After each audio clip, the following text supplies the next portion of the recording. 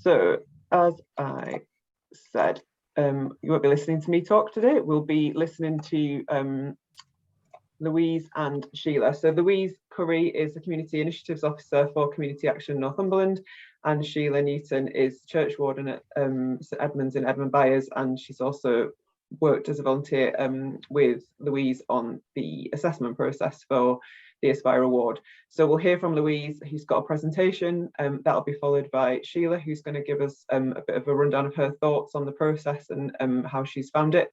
And then we'll have time for questions. As there's not too many of us here and it won't take too long, shall we do a quick introductions if people wouldn't mind? Let me just have a look. So just if you could just say your name and which church you're from, that'd be brilliant. We've got who have I got first on my screen? Mike and June Drage, who we got. I presume that's Michaela. You're on mute there. You're on. You need to come off mute. Sorry. We should be used to Zoom. It happens every time.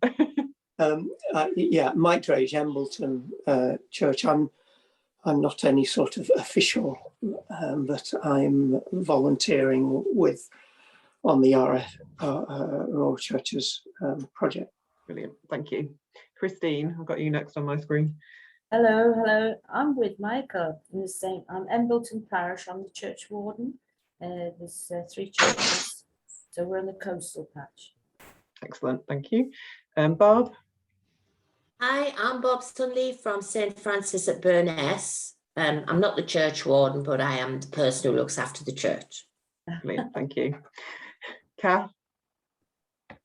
I'm Catherine, and I'm church warden at St Cuthbert's in Bellingham. Brilliant, thank you. Moira. I'm Moira Ledger, and I'm from St John's in Otterburn. Thank you. Audrey. I'm Kirk Welpington. Well, the 3 Kirks: Kirk Welpington, Kirk Harlan, Kirk Eaton. I am church warden and I'm also treasurer. Brilliant, thank you. And Tracy. Hi, I'm Tracy Morgan. I'm Louise's colleague. I'm here today, obviously, to find out a little bit more about Aspire, but also it may be in the future that I support Louise with any kind of events and things that are happening. So thank you very much for inviting me. Thank you for coming.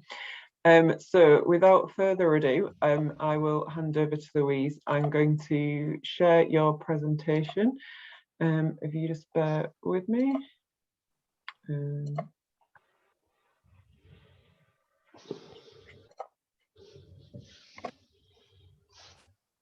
Can everyone see that okay?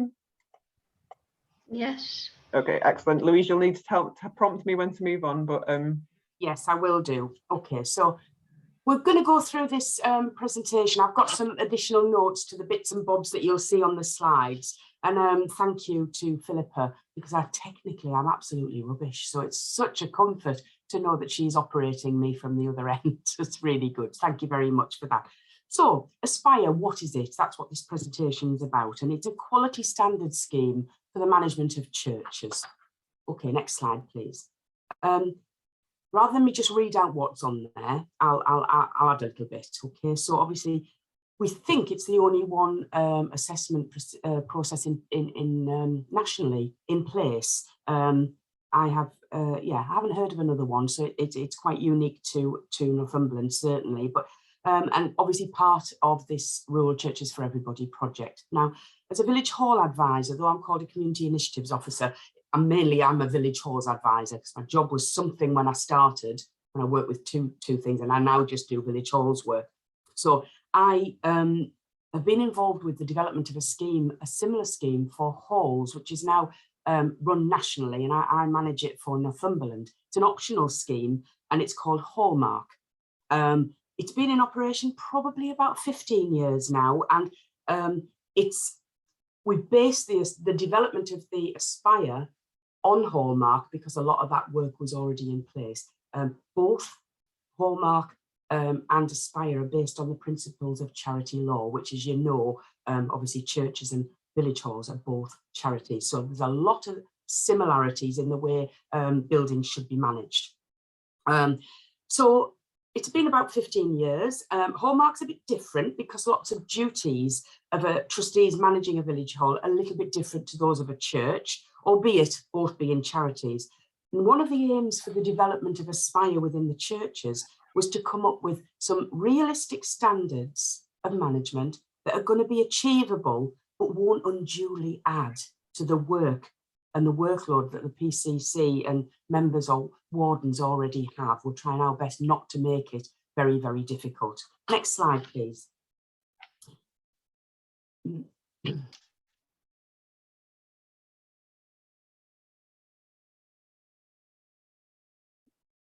slide. Sorry, I am here and I'm trying to do it, but it doesn't want to move on.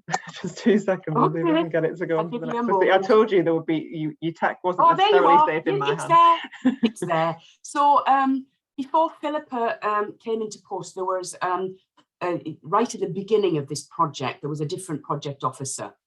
So the idea was that it would be, well, it was designed initially with the officer that was in place then. What I found most difficult was actually understanding the different terminology used in a church to that of a village hall, and to understand the procedures that are adopted by a church, which some are slightly different to those where there's hall management. And it's very, very standard with village halls. They all have to do the same, but there's different methods perhaps used in different churches. Latterly, Sheila Newton, who is on this presentation, I was helped by her to refine the questions. So whilst churches are charities, there are some fundamental differences, and I needed to understand those and explore them. The language used in churches is quite different in some areas. So the terminology in village halls, and one example is that I didn't understand what the term terrier was. And I was really unfamiliar with that because a hall used the term inventory. Okay, so once we got over these and familiarity with the terms, it was a much, much easier process. So we had an initial draft, and then Sheila helped me to complete the assessment to the point where it could be used to actually assess a hall. Sheila, as a church warden, obviously is in the driving seat and really helped me to hone the detail of that. So next slide, please. So in the next couple of slides, I'm going to be talking about the main benefits of a church undertaking the Aspire Award. And I got the same questions when we started it with Hallmark in village halls. Well, what's the point? What will it bring to us? Will we get money? Will we get this, that, and the other? And no, but there were lots of other ad hoc benefits that halls found. So we're hoping that might be the same.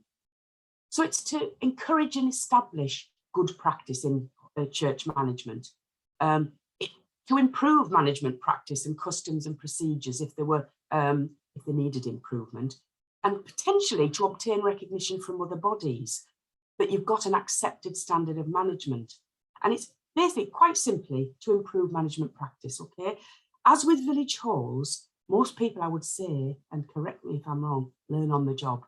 You come along, you're a church warden because you've coughed at a meeting, all of a sudden you're allocated that position, and you've just got to learn it as you go along, probably from your predecessors.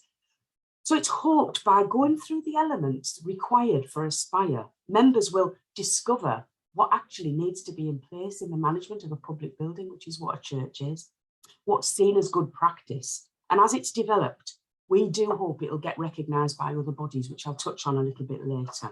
Okay, next slide, please.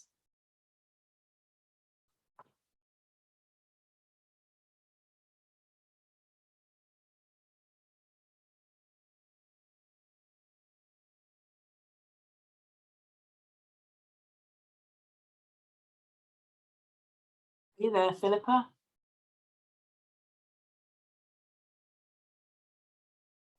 I do apologise. My computer All has right, been so long as you're still there, incredibly that's all. slow. That was that amount of time there where you were saying my name is how long it took to show the unmute symbol. So it's struggling today. Oh, there we go.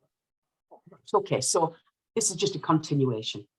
The award looks at whether the church is complying to the necessary requirements of charity law.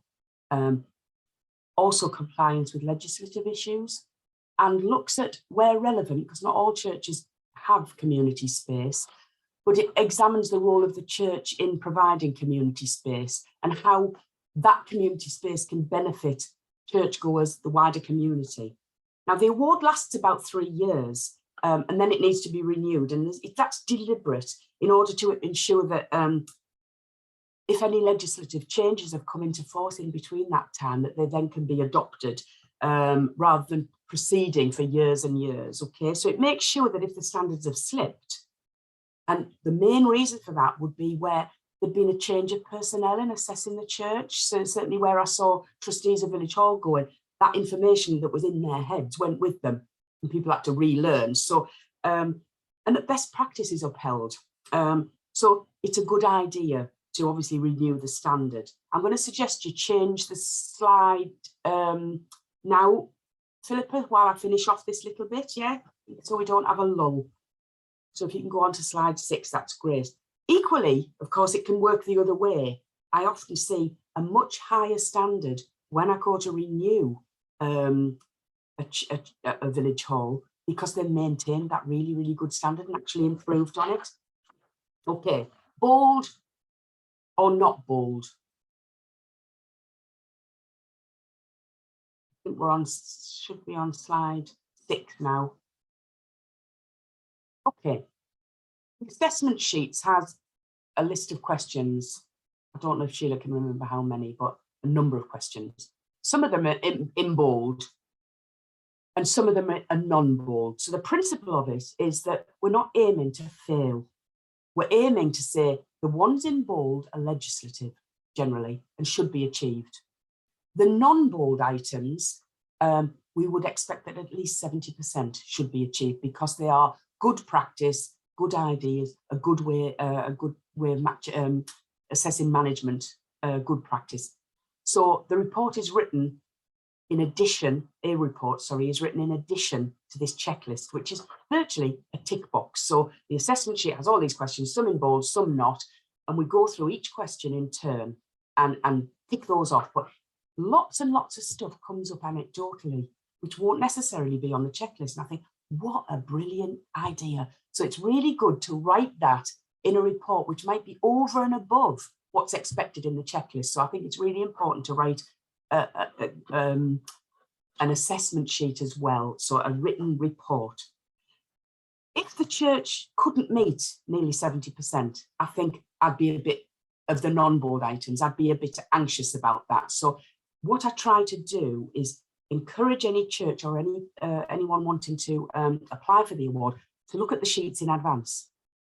Take a little look, use that time to assess whether they've got things in order and to be as near to being able to pass it as possible, because it would be very, very negative really to come and assess you when you know quite well you're not going to pass. So it's all about improving standards. So if a church needs a month or two with the sheet to think, right, we're not doing that, but let's try and get that in place. You're assessed from the assessment is from the day you're assessed, not what you might have been doing 3 months ago. It's about making improvements from that point in time.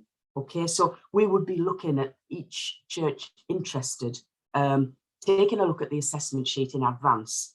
And I wouldn't be keen to assess a church until they feel that they can meet the majority of the questions. Okay, next slide.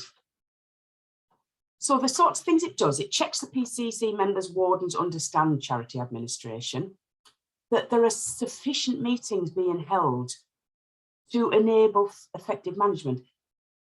So, sorry, harping back to the village hall, if they only meet twice a year, which is the minimum in charity law, they're not going to be managing the building very well because they're not meeting frequently enough to assess business. Okay, so that will differ from building to building, and depending on how busy it is and how many people are on the PCC, all that sort of stuff will be variable. But the minimum in charity law is 2 meetings a year. So we would be looking at a minimum of that, but enough for effective management. We'd be looking at checking that minutes are taken, especially those that need a decision. So I won't be looking or assessing the quality of those minutes because that's not my role to do that. But so long as people can understand what happened at that meeting, what was agreed, and any actions that are going forward, that's sufficient. But obviously minutes need to be taken, so it's more about checking that they are done rather than the quality of those minutes. Now, it will also touch on things like licensing, insurance, other legal matters about managing a community a public building. And I do think that all churches, just like all village halls, should be able to meet the elements of the Aspire Award because it's a basic requirement in charity law. Okay, slide 8, please. Thank you. So we'll also check that the visitation is being conducted in a timely fashion. Now that's something that obviously doesn't happen in a village hall. Checks people's ability to serve. Now that will be the same as trustees of a village hall. There are certain eligibility criteria. It would check that the annual parochial church meeting is held on time, similar to a village hall that has an AGM. Checks it's conducted correctly, and checks that the parish return is submitted. So this is all general good management, ensuring that the processes the church has got to adhere to are fulfilled in a good way, in a positive way. Okay, slide 9. It'll go on to look at financial matters in accordance with charity law and obviously in good practice as well. It will check that PCC members, wardens are operating generally in accordance with charity law, and where relevant, it'll look for evidence of good practice if, for instance, that church has some community space and it's either hired out or permitted community use in there. Now, all charities have got to have a financial procedure in place, and that's got to be robust. So the assessors will ask to look at the accounts. That won't be done on the day of the assessment because it would take up too much time. So at the point where a church might apply, we would ask for the most recent examined accounts. And we will be looking to check that obviously the accounts are conducted properly, that they're solvent, that they're in good order and managed within the parameters of charity law. Well, you know, that there's an audit trail, that they're set out properly, that people can understand, and with transparency. Now, some churches, as I said, offer some community space, and there's a section on the assessment cover. So where relevant, that would be filled in and completed, okay? Right, slide 10. It will check that necessary notices are on display. Now, most of this is about health and safety. That there's general good appearance inside and out of the church, that it's tidy, that it looks lovely, that it looks welcoming. And obviously the insurance arrangements are in place and reviewed. So there is a requirement to adhere to health and safety legislation because the church is a public building and it's very, very similar to a village hall. So it will check the required safety notices are displayed. I'm not one for masses of notices because people don't read them, but there are certain legal requirements. So I would be checking that they are. We'd be checking that the inside of the building's uncluttered, that there aren't any tripping hazards, that there's no unsafe furniture or equipment, particularly electronic equipment. So we'll be checking that portable appliances are tested. Under what you're more familiar with is PAT testings undertaken on electrical portable equipment. We'll be looking at the grounds around the church, that they're clear of debris. I would imagine that would have been a challenge after Arwen with a lot of the churchyards and wood and all that sort of thing all over the place. The fabric of the building should be maintained, should be safe. So I'd be looking to check there's no guttering hanging off ready to knock somebody on the head, that the churchyard and gravestones, if any, are safe or laid down if they're not. Footpaths, gates, that sort of things must be checked for safety because generally you're responsible for not only the building, but the curtilage of that building as well. So you'd be looking at all the grounds. This is going to be very, very different for different churches. The church should be insured properly and with any, well, I'll be looking at any special arrangements that might be in place with the insurers. Then I think there's a slight difference with that with village hall trustees in that church buildings tend to be certainly a lot of them big, old, beautiful stone buildings. And I think it's a slightly different process in place for churches. There's likely to include perhaps a policy for keeping money on the premises, perhaps what to do about valuables if the church remains open to the public. What do you do with those if there's nobody in the church, if you leave the doors open? Just about insurance reasons, really, and complying with those should you know, there be valuables on display in the church. What do you do about that? So slide 11. We're nearly at the end, so you'll be pleased. Okay, so it'll check that relevant policies and procedures are in place and that they are reviewed. So really, I suggest that every 1 to 2 years, some of your policies need to be checked to check that legislation hasn't changed. Check that there's a trained parish safeguarding officer in place. And this is where Sheila came in really, really helpfully with me, because she explained how it should work in a church. Compliance with health and safety matters, and that the quinquennial inspection has taken place. Okay, now that doesn't happen with a village hall, it does with a church. And so that's been quite interesting to learn about that. So it's to ensure the safety of parishioners or anybody who uses the church, okay? PCC members, member of the public, visitors to the church, and anybody who's managing a public building has a duty of care. So we'll be just checking that you're aware of all those things. So slide 12. St Edmund's, Edmund Byers, was the first church and the only one so far that's been assessed. Now, we undertook the visit, when was it, Sheila? Last year. It took approximately 2 hours. It would take longer than that, but if things weren't in place, it was really, really helpful that all the paperwork was easily accessible and at hand during the assessment. Now, normally there'd be 2 assessors, but because it's Sheila's church and Sheila had helped me to develop and refine the final assessment award, she was not able to assess her own church. There would be a great conflict of interest there. So I undertook that myself. But considering it was the first one, it was relatively straightforward. But the PCC members had prepared everything in advance because they'd seen the sheet, they knew what was needed, and they had all the relevant paperwork there for inspection. So that made it much easier. And Sheila will be telling you about her experience when she speaks a little later. Okay, last 2 slides. So we're on to slide 13. Key benefits. What's the point of doing it? Peace of mind. PCC members will know that they're fulfilling their responsibilities. I think Sheila might touch on that. Excuse me. It will ensure that regulations are followed. And even if they are started at that point because they haven't been before, it doesn't matter. Into the future, they'll be followed.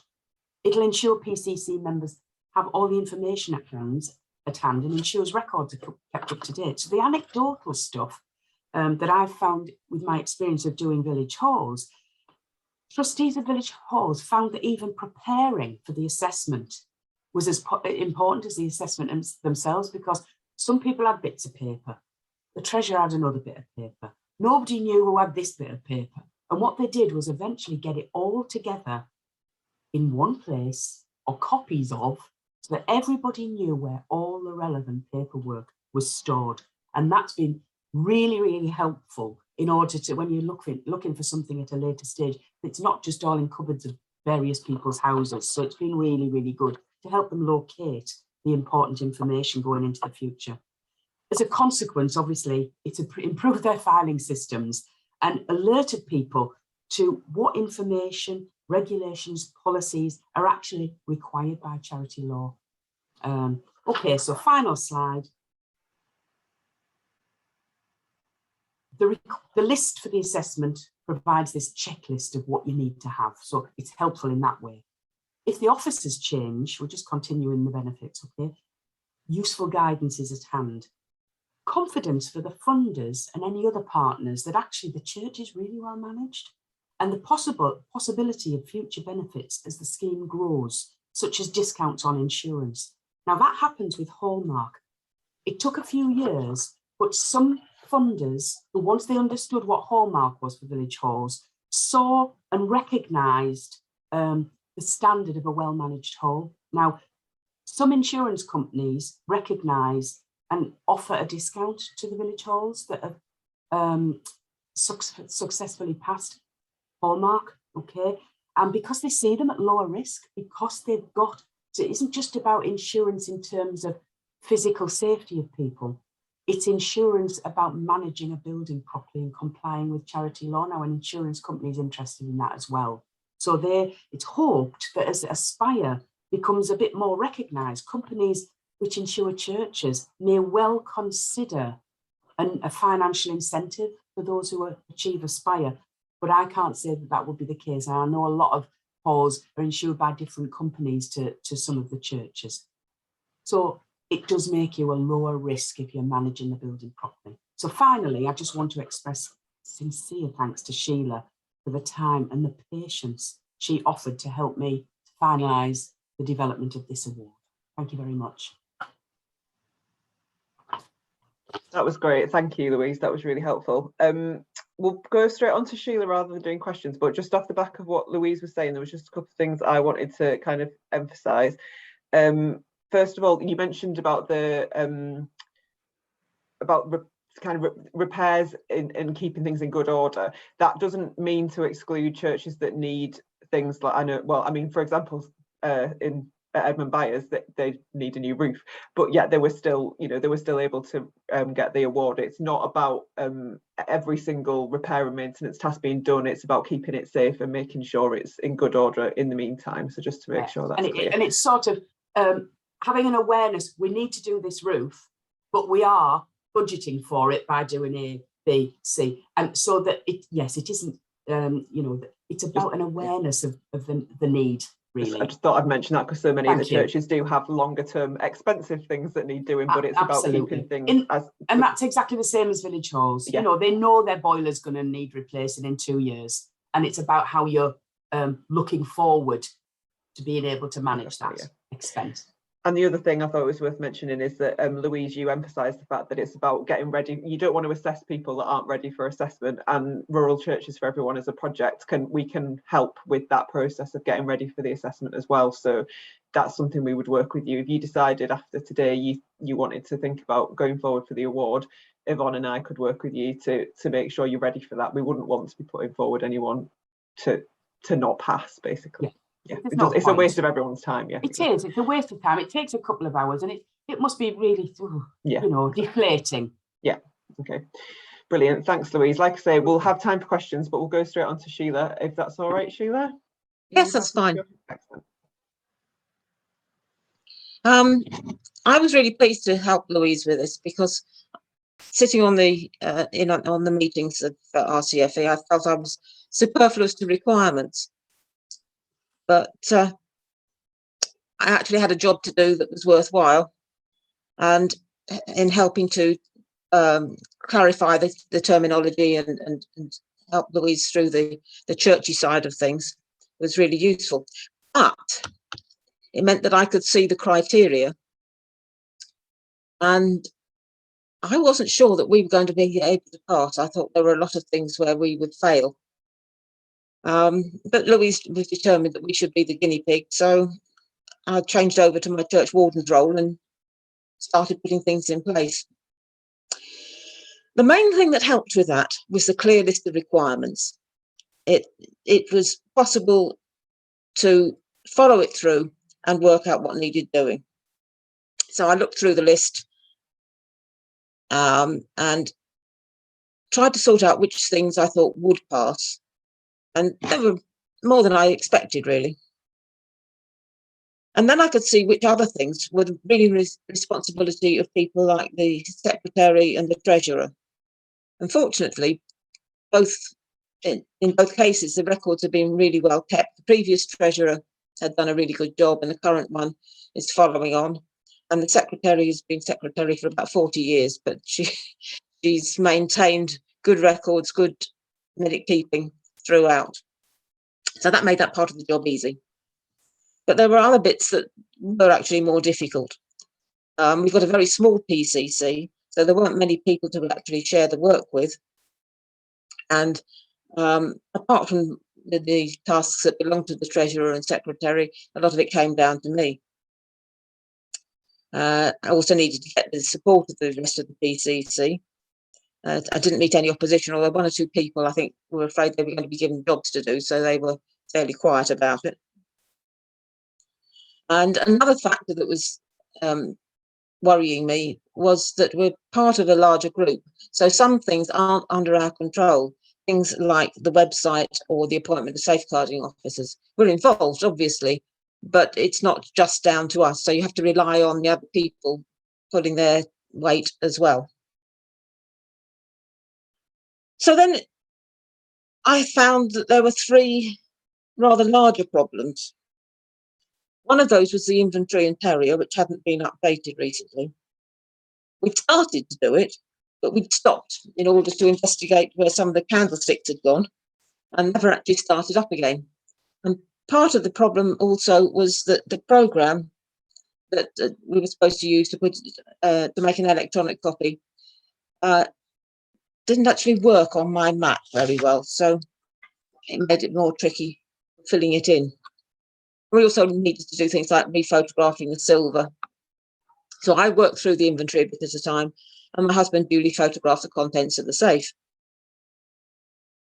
Then there was the distribution of appropriate information to PCC members, like the information about trusteeship. That had never been passed around before, so it was necessary to print it off and hand it around, make sure everybody had a copy, that they read it, and so on. And finally, I discovered that no one on the PCC, nor the church wardens, had filled in nomination forms since time immemorial, so that they hadn't been done for the AGM.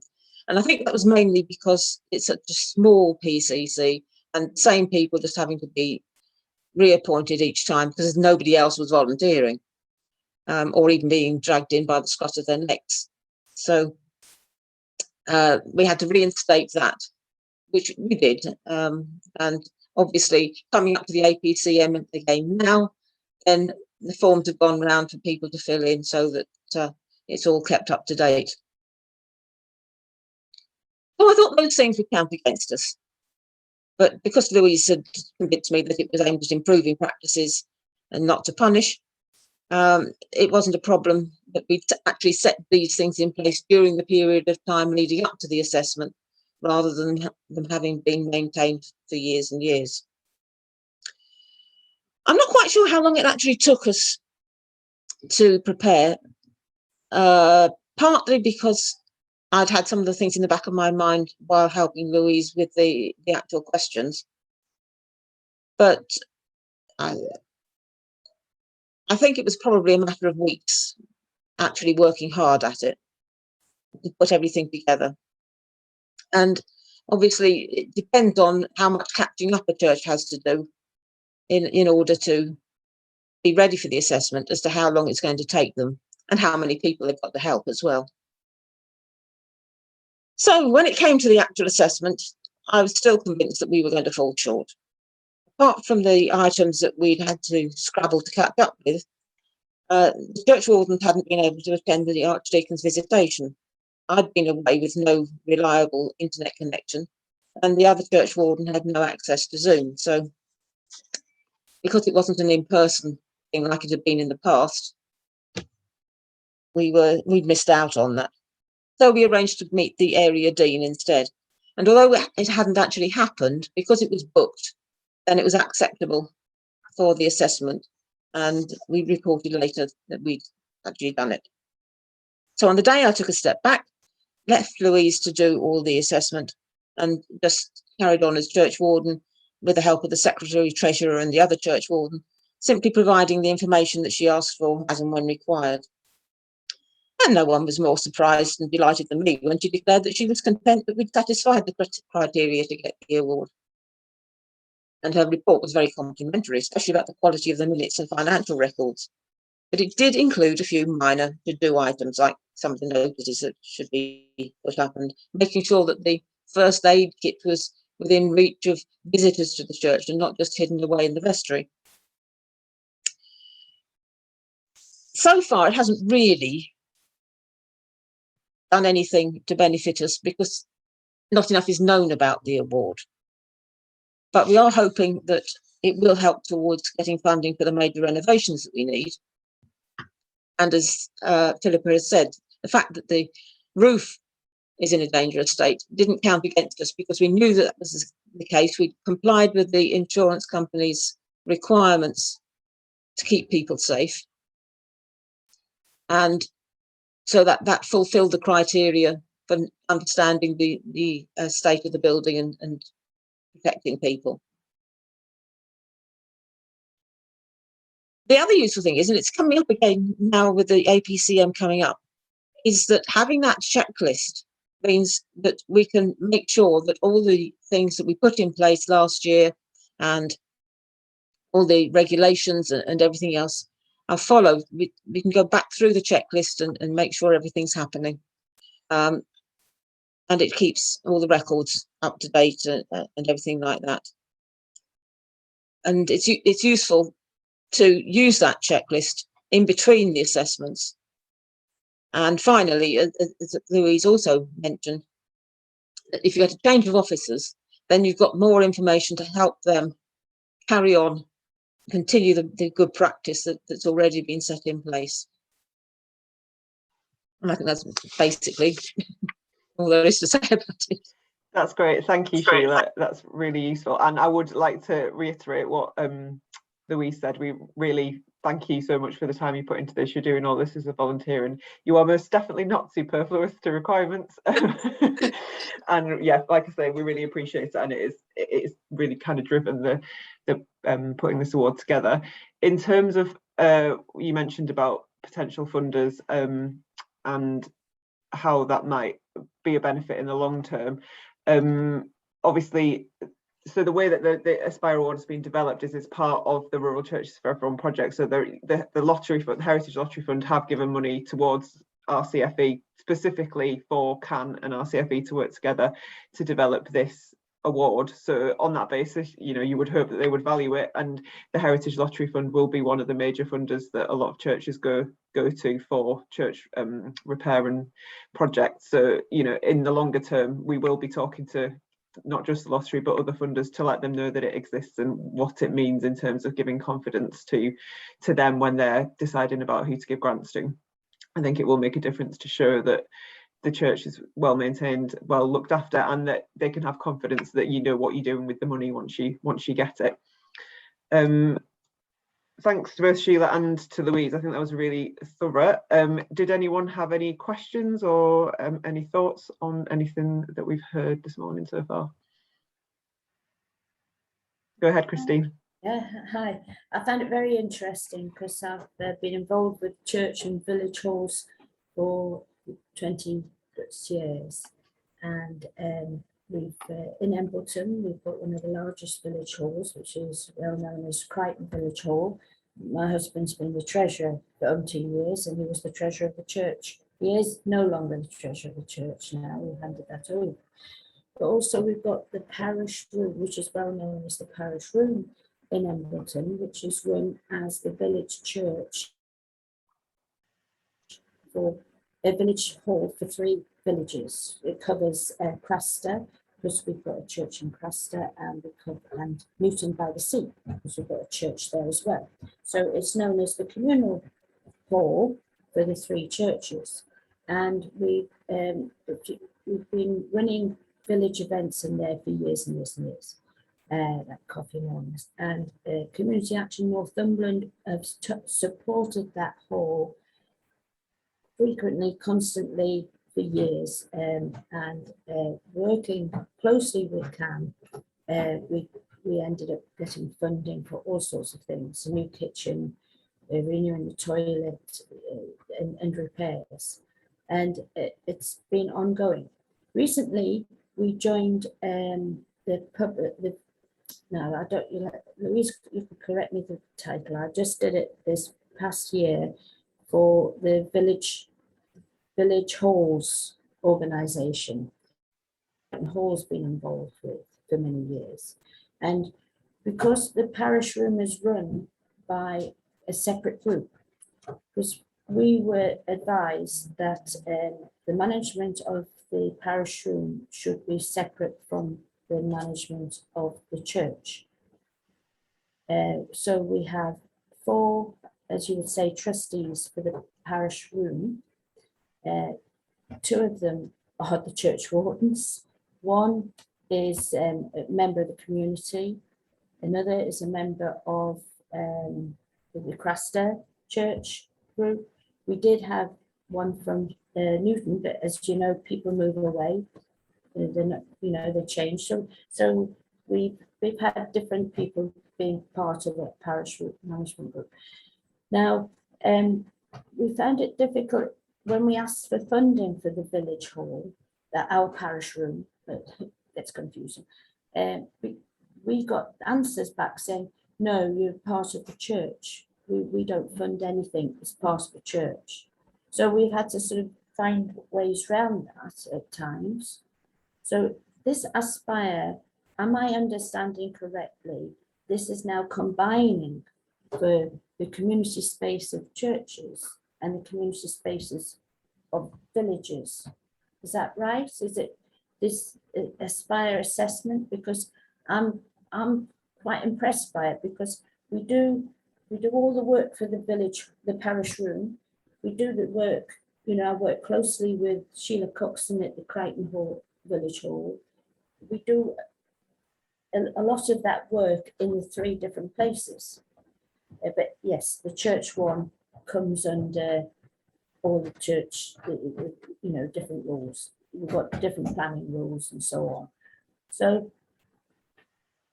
are we looking to combine this as church spaces and community spaces under the same criteria?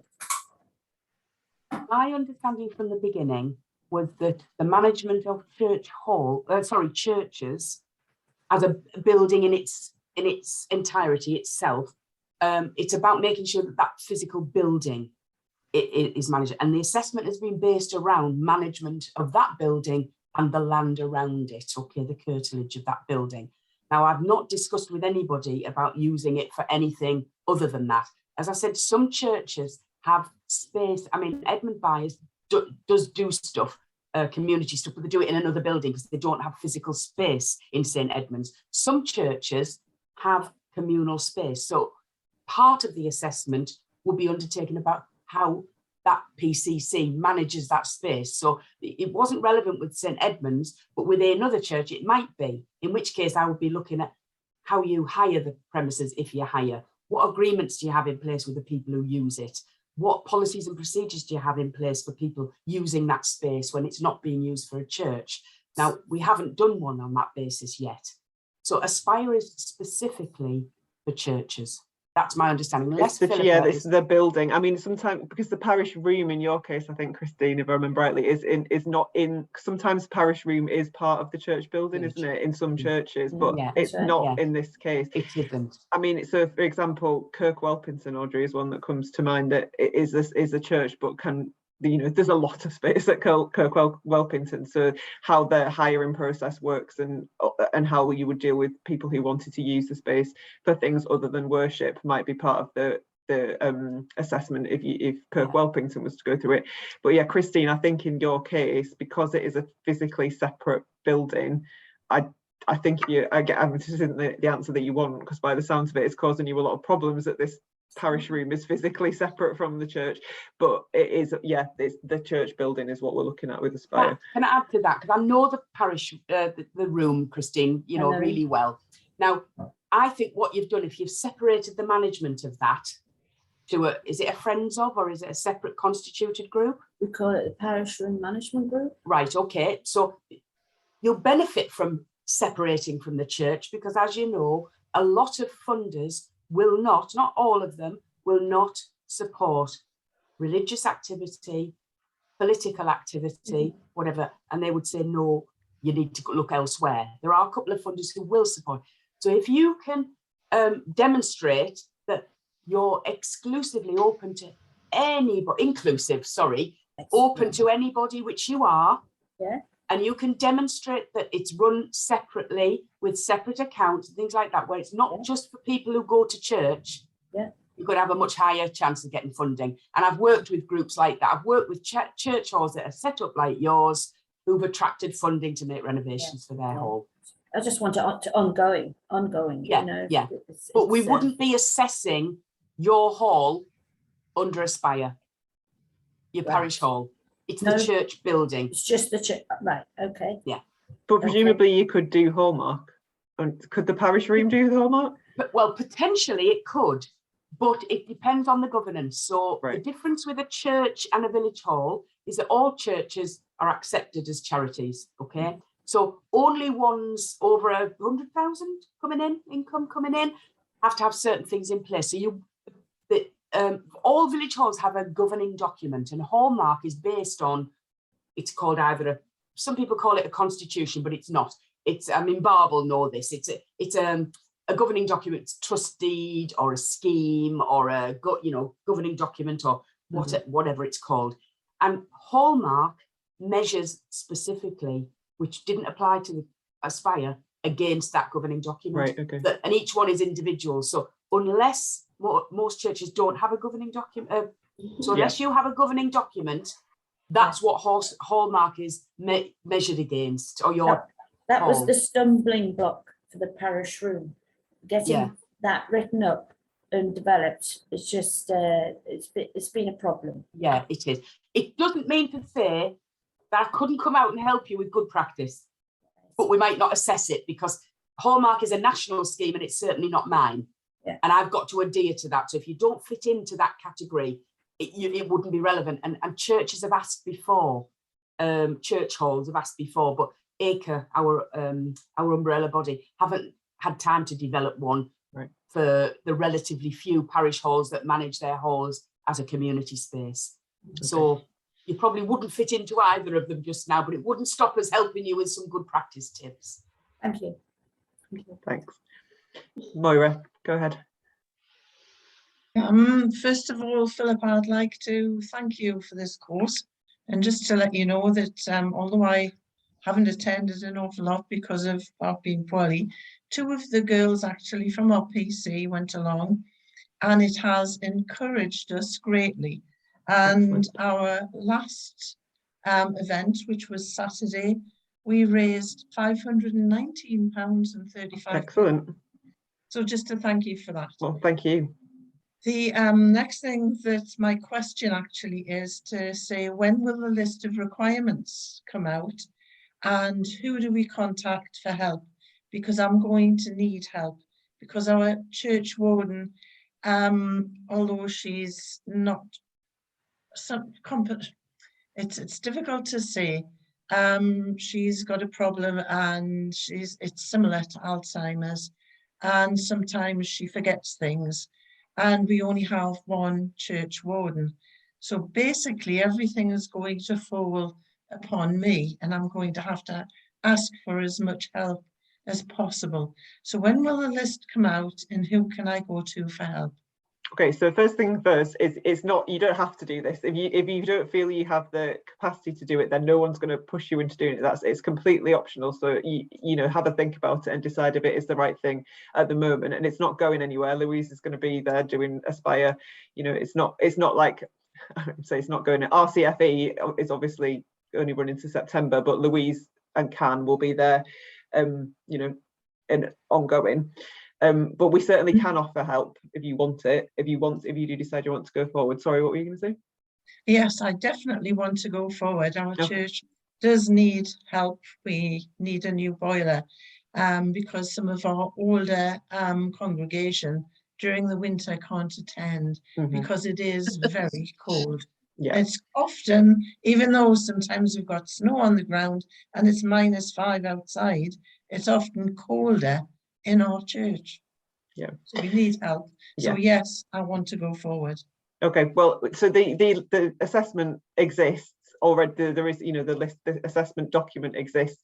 I think the first step would probably be to have a chat with me about it, and we can talk through where you're at with it and what initial support you might need. And then, Louise, I don't, at what point you would want to be involved. Would you want to be involved in that first chat, or a bit down the line? Or I think probably there's enough familiarity with you, Philippa, and the assessment and what's expected. So because I work part-time, it would be quite difficult to get involved with every single one, each one of them in terms of its preparation. Obviously for the assessment, I would be present for that.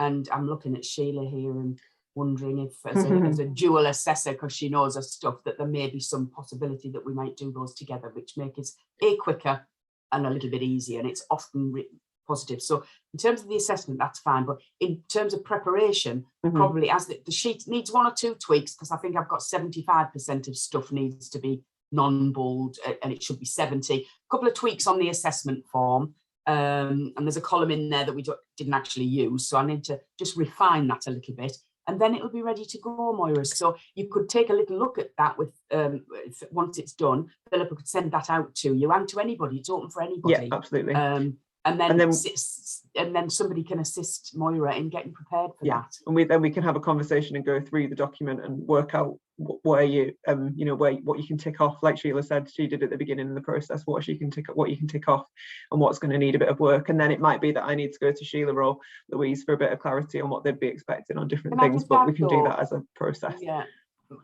I would not like you, Moira, to think that if you do this, somebody's suddenly going to fling money at you for a new boiler, because that isn't going to be the case, because we've only undertaken one. It took years, 4 or 5 years for Hallmark to be recognised with funders. So I wouldn't like that to be the carrot you're after, dangle a carrot for financial gain. Yeah. It's about good management at this stage, because we don't know, it's an unknown, if funders will say, well, wow, they're great. I just know it happened over the years with Hallmark. So please don't make that your aim to do it. Make your aim to improve your practice. From this presentation, I would say that we've actually got over 70% in place, but it's not all in one place.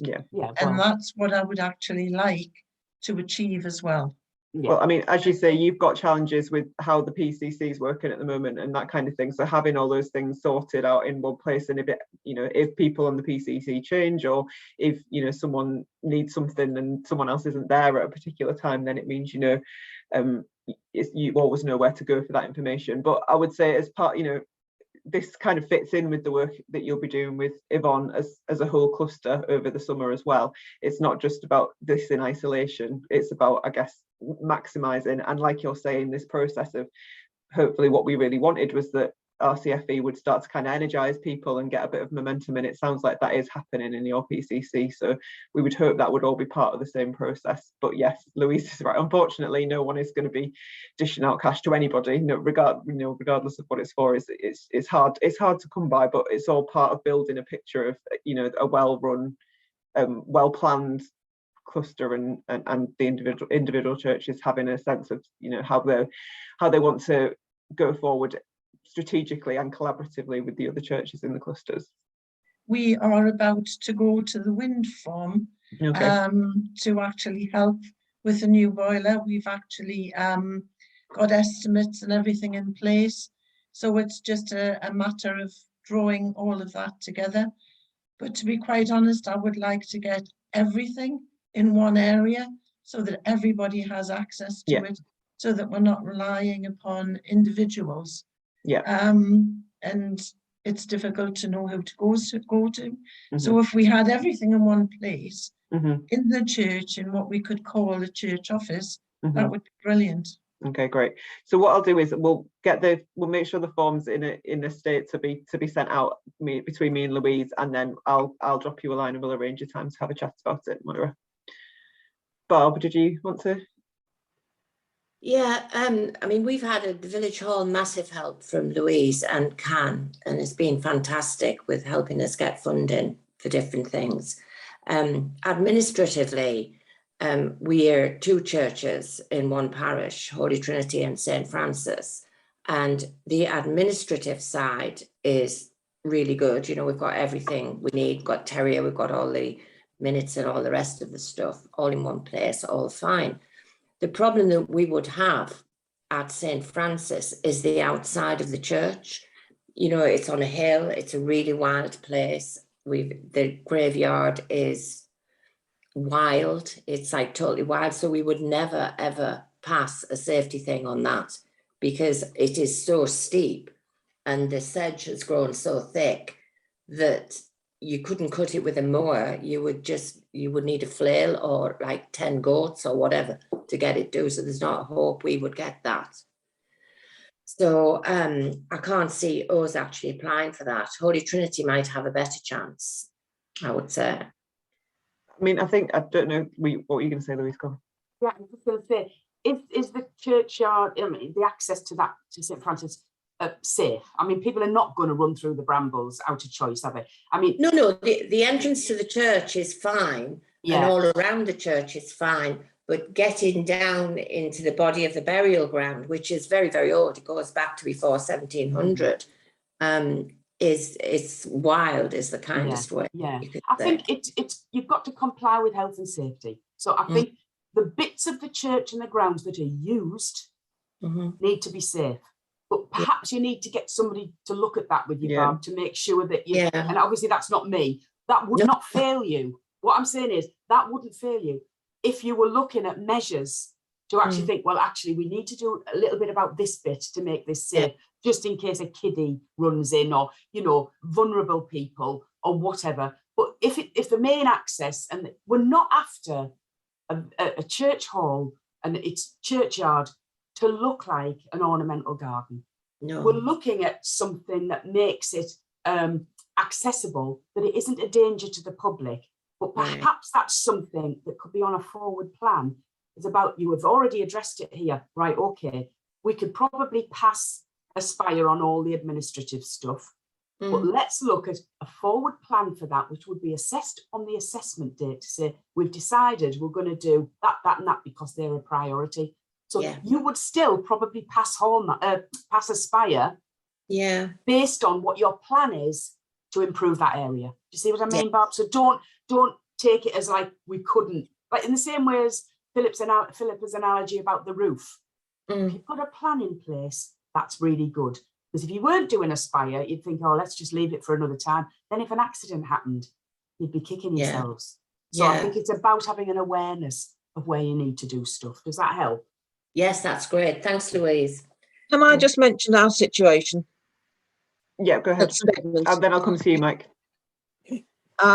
Because the insurance company decided the roof wasn't safe, and tiles have come off in the past, they're big stone ones anyway.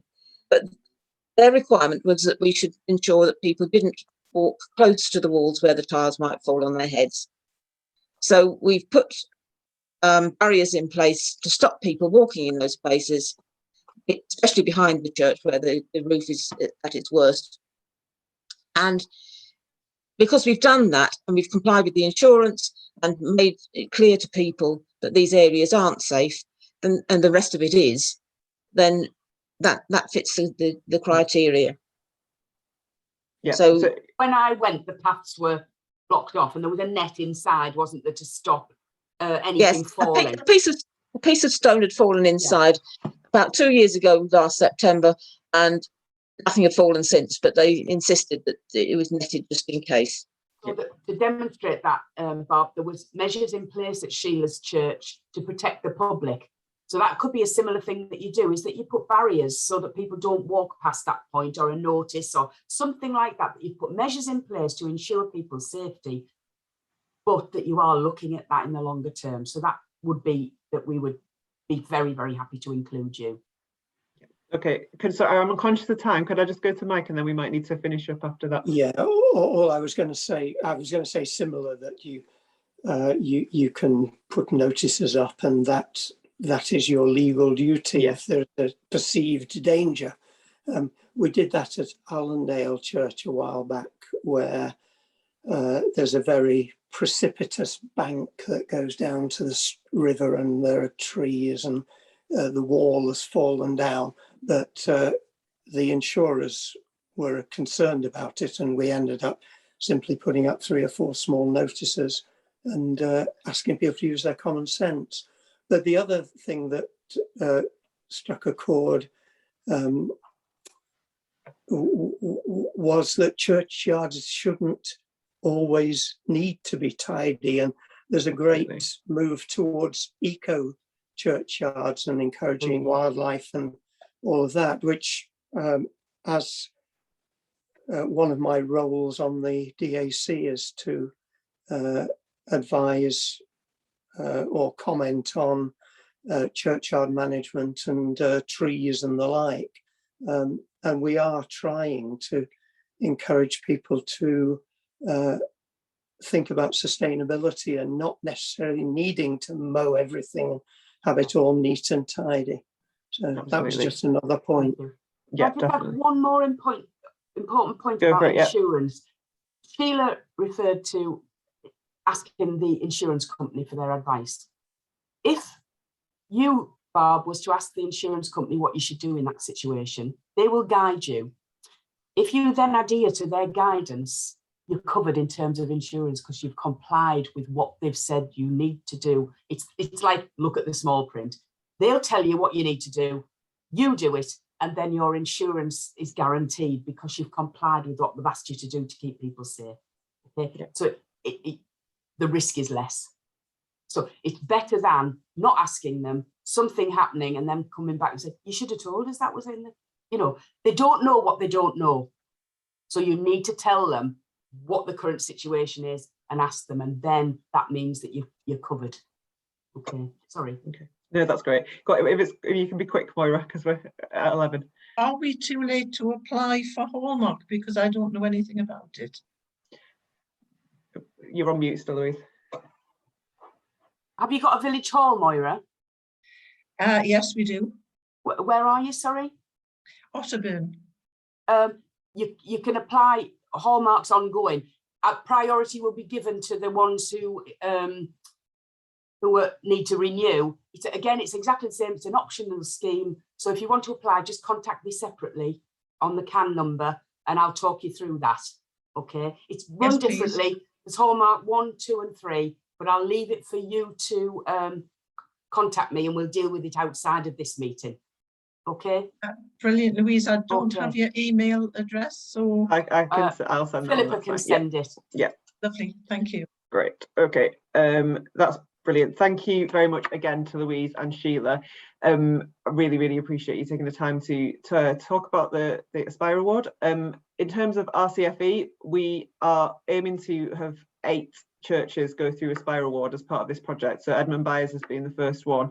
So we're looking to prioritise 7 over the summer. I can see a hand up there. So yeah, my next comment was going to be, if you want to just drop me a line saying you're interested in being in that first group of 7, then I'll make a note, Christine, that you are interested in that, but I'll get in touch with Moira and with Christine and anyone else who lets me know that they're interested, and the first step will be sending you out that assessment document, and then I'll book in you individually to have a chat about it, so we can do that separately, church by church. I know where all the pieces of paper are.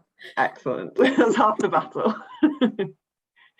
But if you think of any other questions, or you want to have a chat about it and whether you think your church might be suitable, or if you think there's other churches in your cluster that you want to suggest it to, then just let me know, and I'm happy to chat about it with anyone who's got questions or anything like that. So thank you very much, and I'll hopefully see you soon. Thanks. That's it. Thank Bye-bye. you. Bye. Bye everybody. Bye-bye. Thank you. Bye everybody. Thank you. Bye. Thanks.